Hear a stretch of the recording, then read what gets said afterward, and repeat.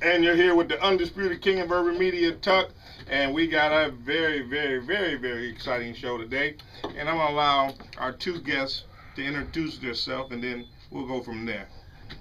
So take the stage. My name is Shantae McLaughlin. My name is Bob Whitley. Okay, now tell us what you two do before we introduce our other very, very special guests. What I do is attend a lot of Narcotics Anonymous meetings, and I go to this place called the Compound. The Compound. Yeah, located 377 Westchester Boulevard in Atlanta, And I go there every day at 2 o'clock. And not the Compound nightclub. No, it's not a nightclub. No. What we have there is NA meetings, And that's what I do every day at 2 o'clock. You do what? I go to Narcotics Anonymous meetings. So you've been on narcotics for a long time. Okay. and you, ma'am, what do you do? Well, a couple of months ago, I was working as a facilitator for a group, and I thought I was going to have my own reality show. And I ended up waking up one day in the rooms of the Compound and being diagnosed with schizophrenia. I had a psychotic break, and I was walking around the streets talking to myself. Son went into defects, all of that. So right now, instead of me thinking that I'm in my reality show that was promised to me this time last year, I'm now starting to create a reality show from the Compound. Okay, so you two, okay. Now, you brought some people with you. Yes. Okay, now, who are those people? Because I guess our listening audience are waiting to know what we have in store for them today.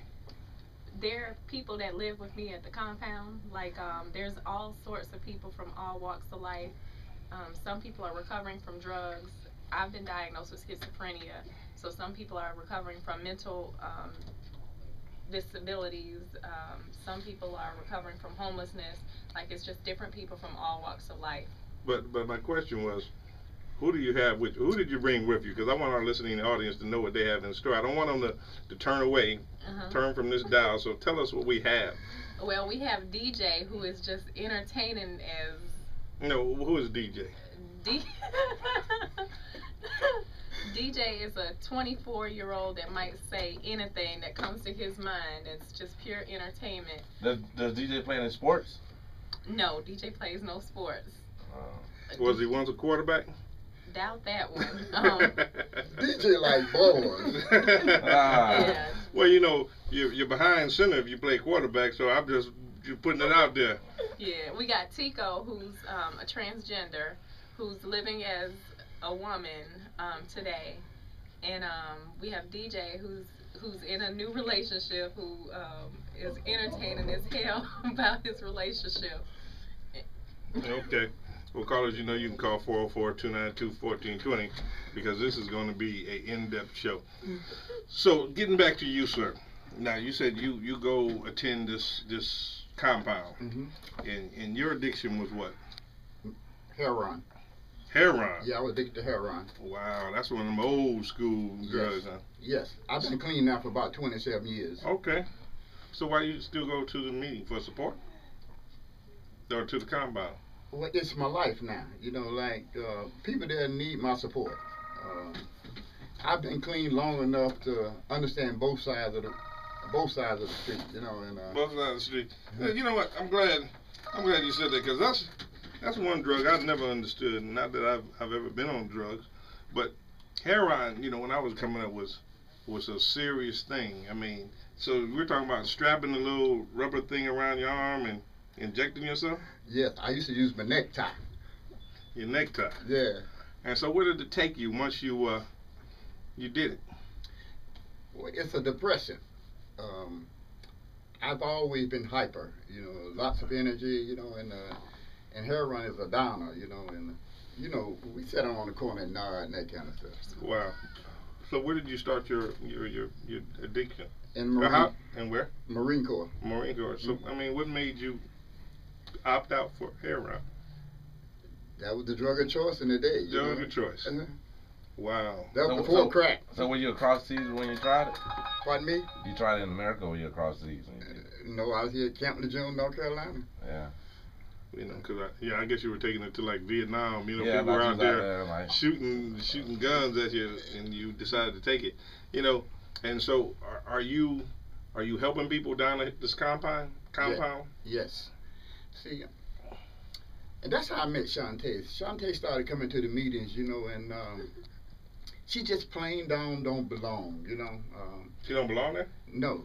Not, in my opinion, you know, she don't belong in a Narcotics Anonymous meeting. You know, she was out of place, and most people thought that all she did was lie. But you know, like, I saw the girl had been well trained somewhere, you know.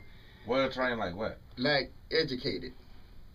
Like educated, seen some things in life and that kind of stuff. I could read that in between the lines, you know, when she would be sharing who she is as a human being, you know. Shantae, where you from? I was born in Michigan and I grew up in Savannah, Georgia. Okay. And so you got through high school, I take it. And I went to college at Georgia State. And then this happened when? So when did the spiral start? Well, it had started, I guess, years ago. When I was 15, I was diagnosed with depression, but they never gave me any medications. And I have a college degree. I've been licensed as an insurance agent. I've been a club owner. Like, I went on to have lots of accolades, but at the same time, I'd be battling depression.